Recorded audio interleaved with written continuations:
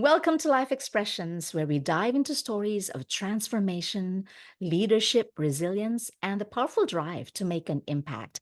I think I've shared with you in the past that my ultimate purpose credo is to make a positive impact in all that I do, wherever I am, however I can. I'm your host, Charie Ginete-Ilon, and today we're excited to bring you an inspiring conversation on business development, strategy, and leadership. Joining us is Tuan Truong, a co-chair of CIM Vancouver, a mining association, and director of business strategy of CIMA Plus. He's a leader and a dynamic force in the mining industry. With his expertise in cultivating talent, strategic business and development, and leadership, Tuan has helped companies grow and reach new heights. So get ready to be inspired as we dive into business development, strategy, and leadership with Tuan Truong. Let's ignite your spark here on Life Expressions. Welcome to Life Expressions, Tuan.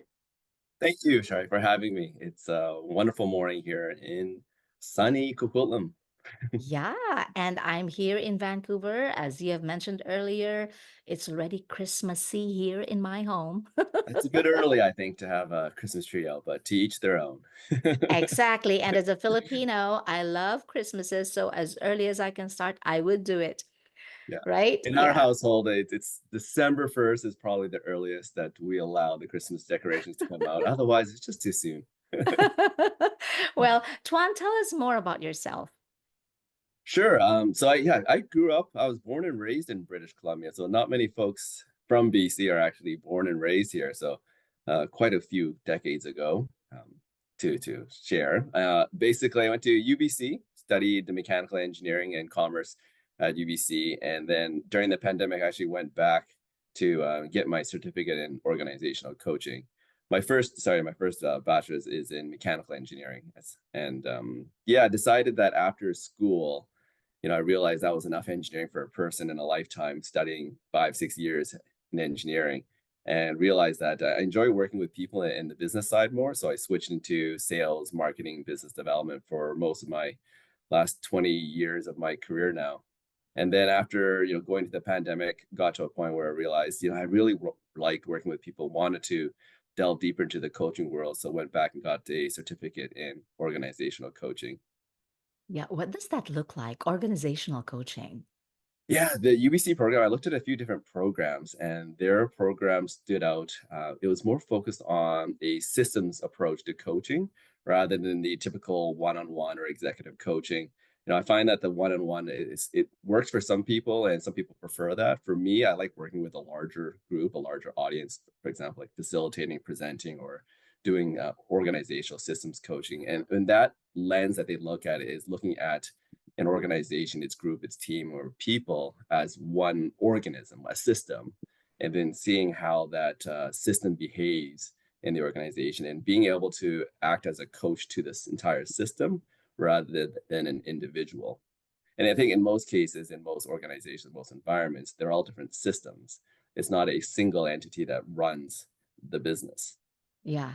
And now you're into that in your career. Tell us about your philosophy into developing people and organizations. Yeah, so I think I bring a different perspective lens on this. My main role is business development, business strategy. So it's very client focused on the front end of the organization, client facing, and Yeah. really looking at, you know, in essence, in all business, the clients are the boss. You're here to service the client and to understand what they need. And in the business that we're in right now, and the company I'm with is focused on engineering services. And in the service industry, your goal as a business is to provide Yeah. excellent service. Yeah. And I think the interaction between employees with clients is one where you want to look at to how do you maximize that experience, that those relationships with a client. So in business, I look at in terms of leadership and how people show up and just that area is to focus on is what I think drives business success. And yeah, I think it's just relationships at the end of the day. Yes. Yes. So when you say leadership and focusing, how to, Treating people like human beings. I think oftentimes people put on roles or put on a play a role or put on a mask and pretend certain things. But I think at the end of the day, in terms of building effective relationship, it's really being human, Yeah. connecting with people, building rapport, asking people how their family is or how they're doing, how their day is. So going beyond just the day-to-day transactional parts of the business and Yeah. really find an opportunity to connect with others, caring about others, seeing how people are. So I think showing up as a human being, not just a human doing, is important. And for us, like when we look at our interactions with clients, we definitely want to put our best foot forward, and it's hard to do with a large team of engineers who are very analytical, very technical, very smart. At the same time, is how do you work on your communication skills? So I think if you were to boil it down to some kind of bucket in terms of Yeah. leadership, I'd say it's the communication skills. So when we work with clients, it's about how do you improve or show your best communication skills, like being responsive when the client sends you a request or an email, be responsive. If something bad happens, and all businesses, things bad, bad things can happen or mistakes happen. So, but be prepared to show up, be responsive, show them how you're going to fix the problem, fix the issue, and at the end of the day, serve the client, make them happy. Yeah. Wow.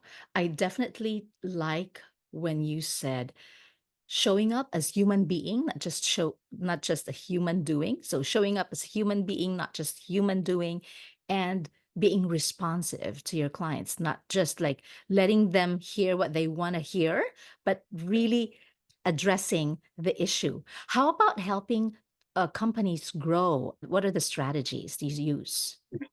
Well, I can't show you all my strategies, right? Yeah. Otherwise, I won't have a job after this. But at the end of the day, I think I've highlighted that it comes down to the relationship, and it depends on your business.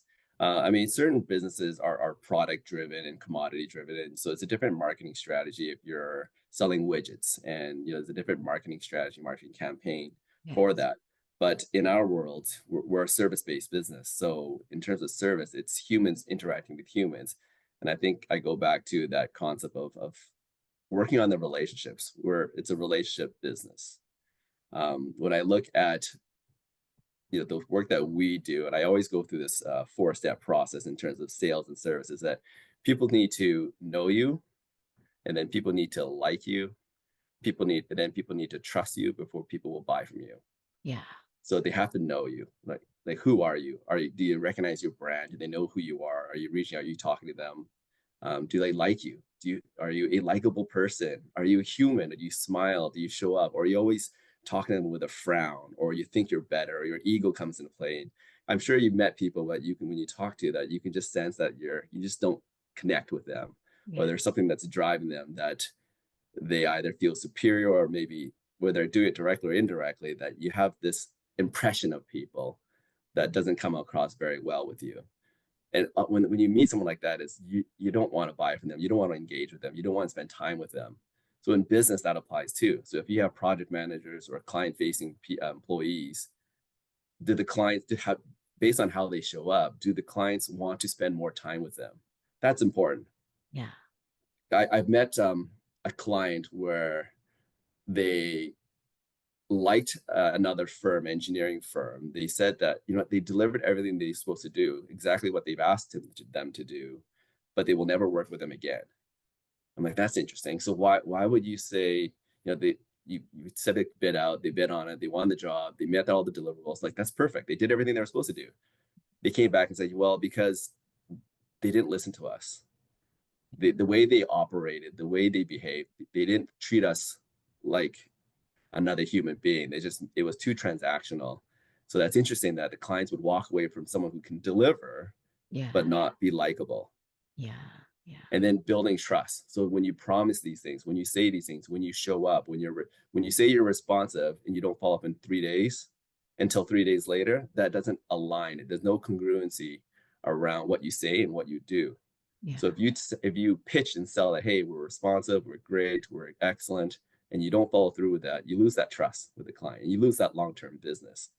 Like you could probably win them over for the first job, but you won't be able to win them over for the long term. And the goal in any business is to get long-term clients. So yeah, you got to go through that process.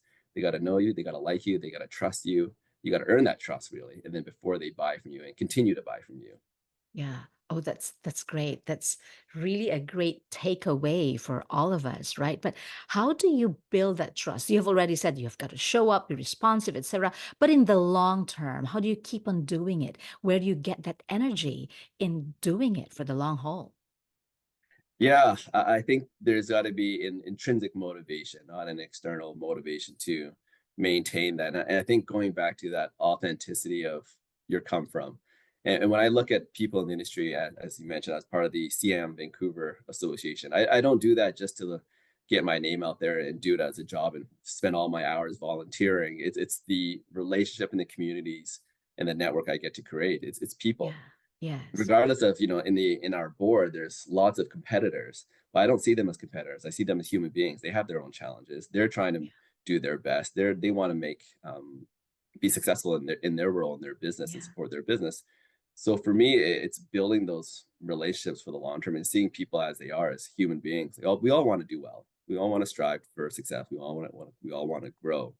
So I think, to answer your question, that long term growth is that intrinsic motivation. Going back to that, is, I think what's great about CIMA Plus is that we're an employee owned business.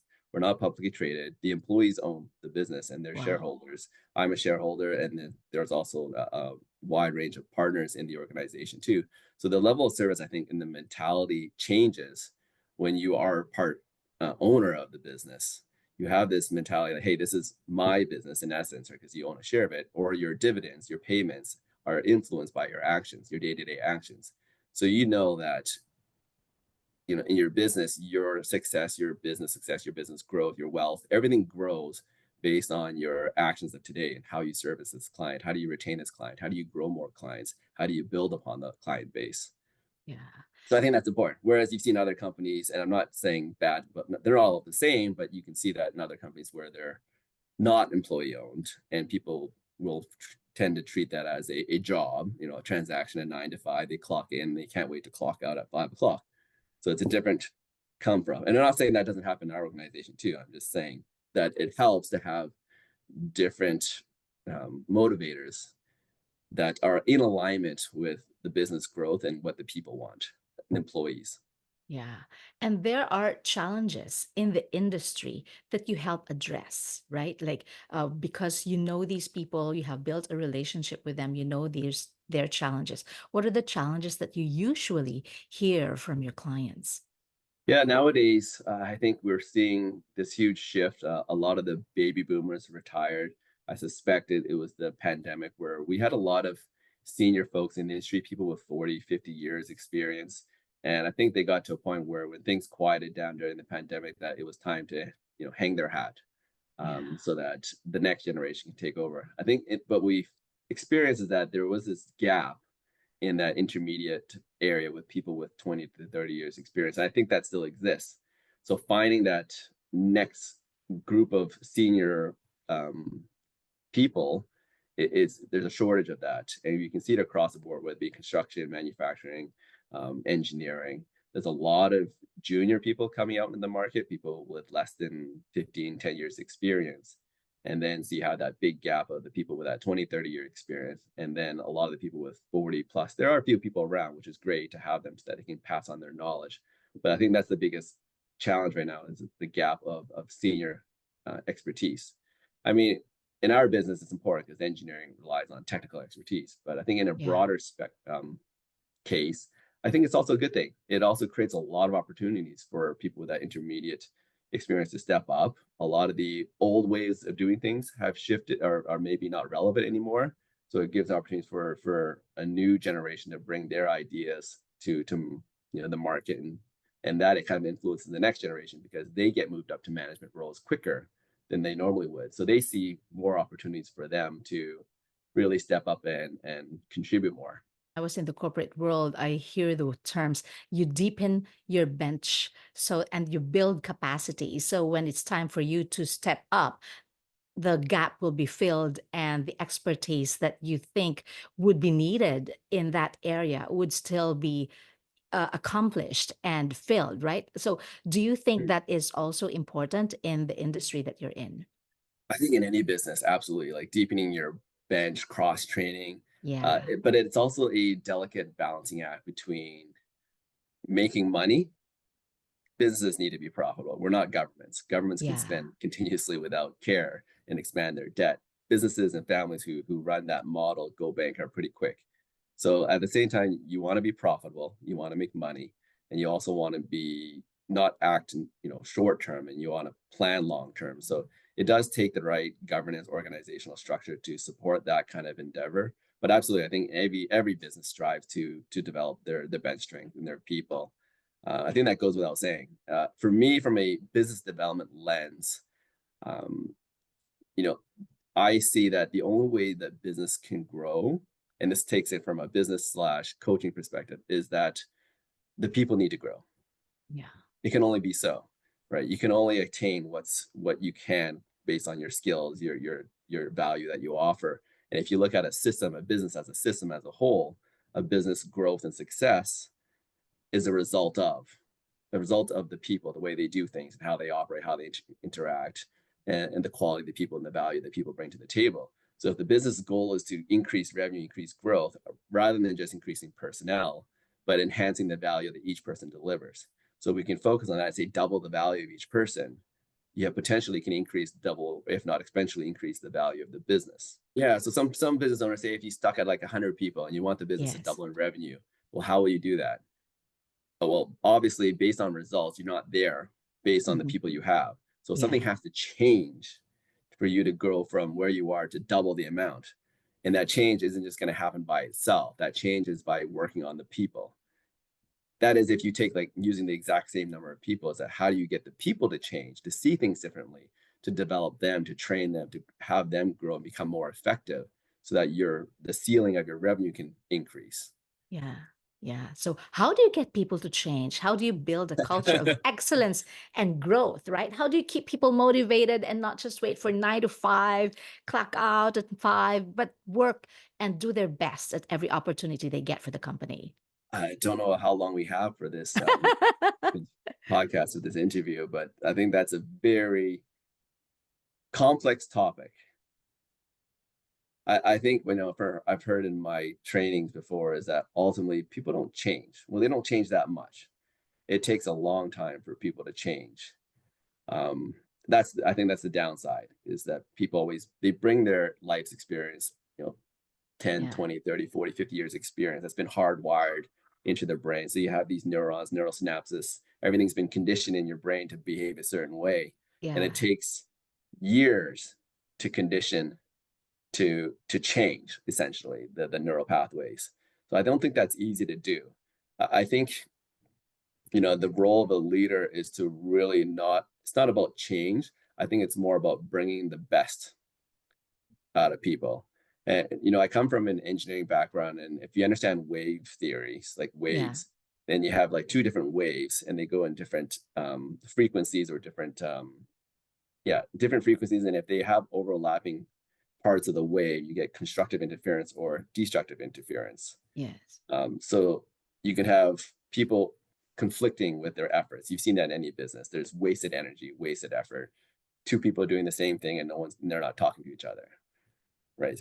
That basically cancels out effort. So running a business, looking at that is how do you optimize the efficiency? How do you get people to um, and I'll use that different analogy is dragon boating.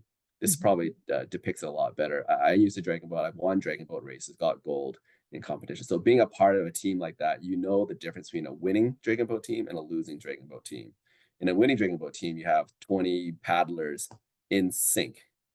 So in terms of waves and Yeah. energy, they're all in sync, and you have the right drummer, the right guidance, the right steers person to direct you in the right direction. So everybody's working as one cohesive system in the same direction. And then when you have 20 paddlers dropping the paddle at the same time and in sync, you can see this boat just launch. You feel the energy of the boat just launch forward. It leaps forward with every paddle. And it's a feeling that you don't experience until you actually do it. And then you can see if you've seen YouTube videos of other dragon boat teams who don't win, you see everybody's paddling at a different directions. Some people don't have their paddle in the water. The steers person's not working. The drummer's off, and it's just a bunch of chaos. Yeah. And when you have all this chaos, your boat's not moving forward. You're not going the right direction, and you're not going to win races. And that analogy is reflective of business because business is the same way. It's competitive, more competitive than drinking about races. You're not competing against 3 or 4 or 5 different teams. You're competing against hundreds of Yeah. teams. And the ones who are the most in sync, in harmony, going in the right direction, focused, developed that way, everybody's in the right, from good to great, getting the right people off, the wrong people off the bus, the right people on the bus, and getting those Yeah. people in the right seats of the bus to make sure that, you have the left paddlers on the left side, the right paddlers on the right side. You have the heavier people in the back, the better sync people up front who have the timing in order. So there's a whole Yeah. um, coaching and structuring of the organization that has to come into play. So business is the same, making sure that you understand your people. What are their strengths? How do you get them and get them to lean into their strengths? How do you create opportunities where you're not as leaders, you're not the bottleneck? And I've seen that where, and this is my approach to the leadership in business is it's more about taking a coach-like approach. Yeah. Just to just finish on that would be, there's people where you can see in organizations where the leaders people go to them for answers. They have a problem, they go to a leader, and the leader solves the problem. And you see that happen all the time. And what happens is that people get conditioned, they get trained to like, okay, if something comes up, an issue comes up, I bring it to someone superior, they solve the problem, and so on and so on. And that's the habit they build. Whereas a more of a coach-like approach where you develop your team is to ask more questions. It's from the book, The Coaching Habit, is the best approach is to ask these people questions. Don't solve their problems. Yeah. Ask them, hey, what's the problem? What do you think is the problem? What have you done so far about addressing this problem? What are like 3 other things that you can do or 2 other people that you can talk to that would help you solve this problem? Okay, so now which one are you going to do? And then when you go and do that, come back to me tomorrow or later and tell me what was the result of that exercise. So now you start training and developing people so that they can solve the day-to-day problems. They have an opportunity to grow, because if Yeah. you keep on feeding them answers, they don't grow. Yeah. So as a leader, you want to create opportunities for them to grow. And it goes back to how do you increase the revenue of the business is creating opportunities for growth with the people.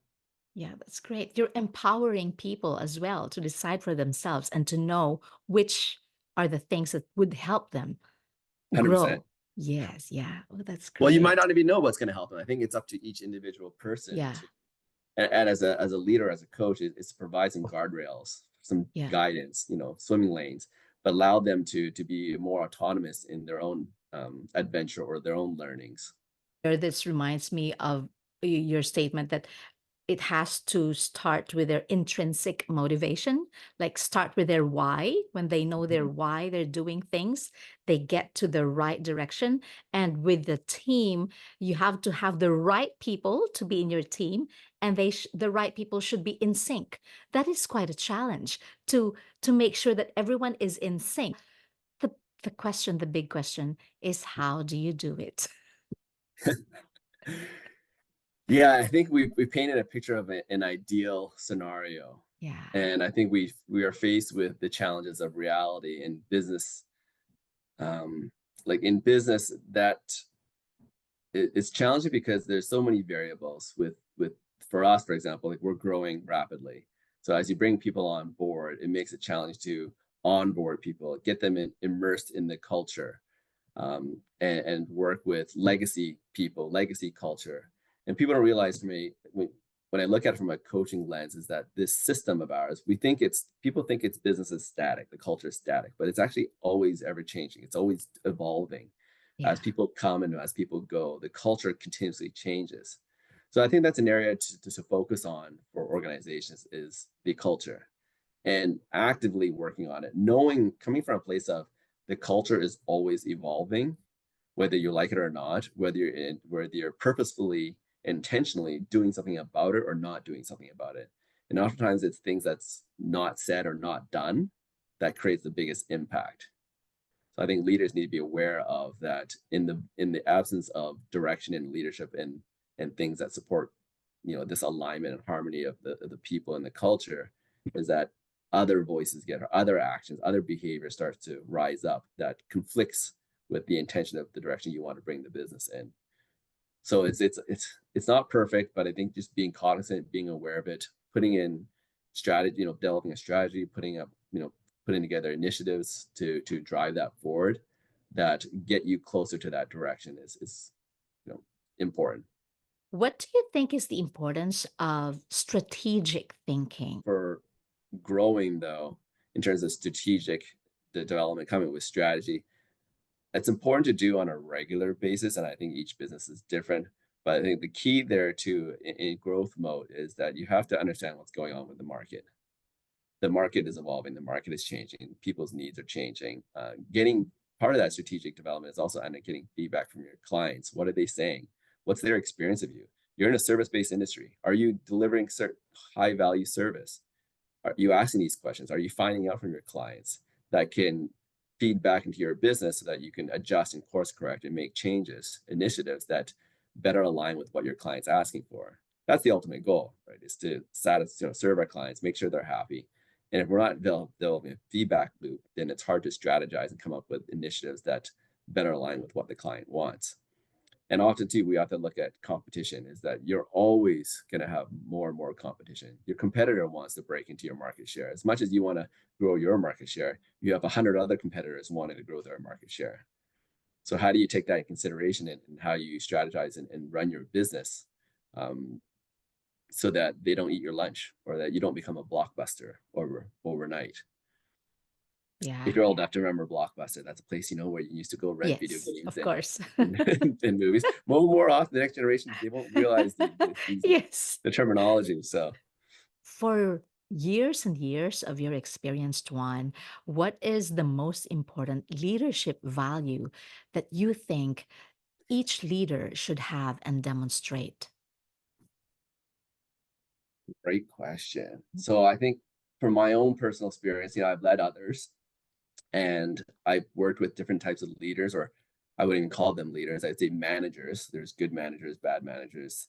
In terms of leaders that are either, effective leaders or very effective leaders, and there's most are not effective leaders.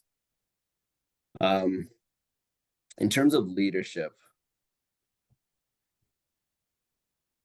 I think when you look at business in an organization, a lot of people join a company or start off their career having to prove themselves, having to prove your worth. I think most can agree that, that's the goal is how do I prove my worth? How do I justify my whatever it is, my role, my compensation? How do I prove myself?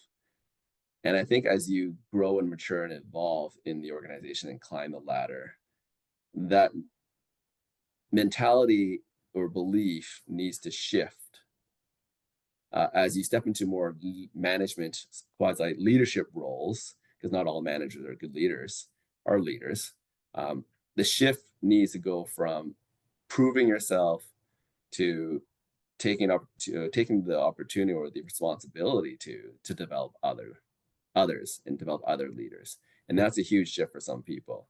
Because you only know what you know. And as I said, like I said before, people don't change easily. They're hardwired to do a certain thing a certain way. So you spent most of your career proving yourself and you get into the senior role and you just want to go and continue to prove yourself.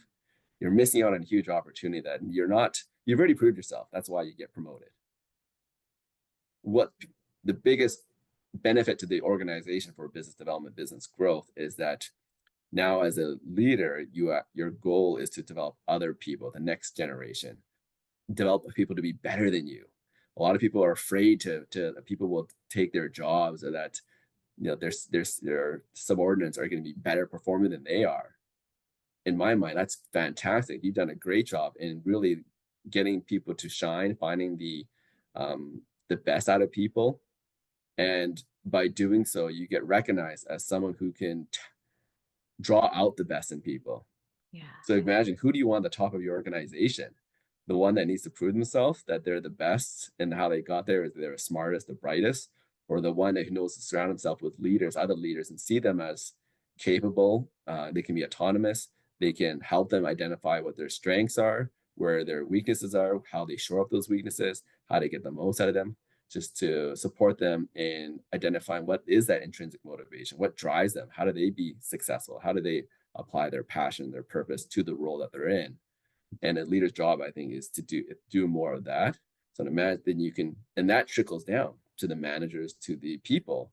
So now you have this army of people who are leaning to their strengths, who are passionate, who are intrinsically motivated, and that's the lead by example approach. What a leader does It's not actually, people just, it's not what they say and things like that. It's what they do, people's experience of them that rubs off onto others. So if you have people in the top that are continuously just about proving themselves, and it's very ego driven, not that they know or not, it's just naturally how humans are, but not making that switch creates a challenge because now the next generation thinks that, oh, I have to prove myself, continuously prove myself. And no one talks about leadership and developing others. So you miss out on a huge opportunity for an organization to create a culture of developing others. Yeah. Wow. On that note, we end and I say thank you. Develop others. You develop a culture of developing others. In that way, you grow strategically and perhaps in the direction that you would want to take. Yeah, absolutely. Yeah. I, Thank you I'll, so I, much, Tuan. Yeah, yeah, please add what. I'll put a pin on that Yes. one. And I think, all this is great. It's logical, it's common sense. What the underlying foundation, and I think that's most important, and we learn this in the coaching practice, is creating a environment of psychological safety. I didn't mention this before, but the key ingredient, the underlining key, I would say, is psychological safety. Creating a safe environment, safe space where people aren't punished for speaking out, where people aren't um, dissuaded from doing so. So I think creating a safe environment for people to explore, make mistakes to a certain extent, so that they can grow, they can get uncomfortable. Because if you don't have that psychological safety, then people aren't willing to take the risk to put themselves out there, to take a chance, to grow, and that goes against what the business as a whole, as a system, wants to do, is to grow. So it needs to take chances, it needs to take risks, it needs to create that psychological safety. Wow. That's powerful. Create an environment of psychological safety. That's Yeah. amazing. Amazing. Thank you so much, Tuan. Anything else that you'd like to add before we end? Nope, that's it. And I guess one just on that psychological safety, I'd say that the going back to analogies, a lot of analogies and metaphors is that think of it as a garden, and that psychological safety is a fertile soil. So for the plants to flourish and so forth, you need fertile soil for that for them to thrive and to grow. Yeah. Thank you. Thank you so much. Wow, that's wonderful. I would want to have part two of this. Absolutely. Thank you so much, Tuan. And thank you to our audience who tuned in to this episode of Life Expressions. What an amazing conversation with you, Tuan Truong of CIMA Plus. It's always inspiring to hear how leaders like him are making a real difference, not just in business growth of their clients, but in helping people reach their full potential. I myself have been inspired by Tuan's notes here about psychological safety, the intrinsic reason of growing, etc., and asking the right questions. If something in our chat struck a chord with you, we'd love to hear from you. Drop a comment with your thoughts, your favorite insights, or even how you're thinking about how our businesses or careers are going after listening to this episode. And if you know someone who'd enjoy or benefit from this conversation, go ahead and share this episode with them. My guest is Tuan Truong of CIMA Plus. I'm your host, Charie Ginete-Ilon. Thanks again for joining us on Life Expressions. Keep igniting that spark.